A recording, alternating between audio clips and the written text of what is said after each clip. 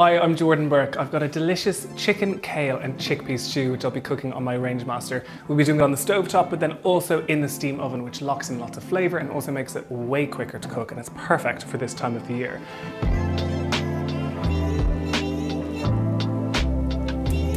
So to start off with, we're going to sweat off some onions, some dried chilli, some chopped fresh rosemary and a few cloves of garlic. And just to bear in mind with seasoning, you can do it to taste with salt and pepper, but just if your stock is already super salty, then just tone down the amount of salt that you're putting in yourself. Lovely, so once the onions are nicely sweated off and golden, then you can add in pretty much all the rest of the ingredients. So just putting the kale straight into the bottom of the pan, the chicken, which we've just cut up into little thin slivers, and then chickpeas. I've used the jarred chickpeas, but you can of course use the tin chickpeas if you like.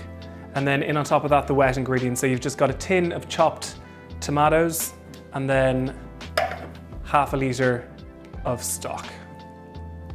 Because it's in a steam oven, it's going to add in loads of moisture anyway, so don't worry if it looks, again, a little bit too dry.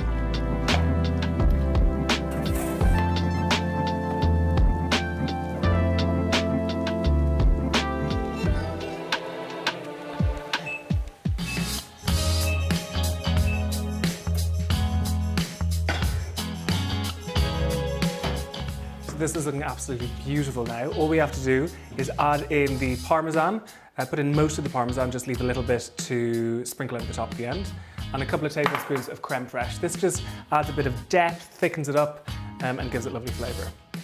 Obviously, if you have used a stock that is ready salted, bear in mind that you might need less Parmesan. So now all you have to do is dish it up. So sprinkle over a little bit of the remaining Parmesan and then a little bit of dried chilli and some olive oil over the top.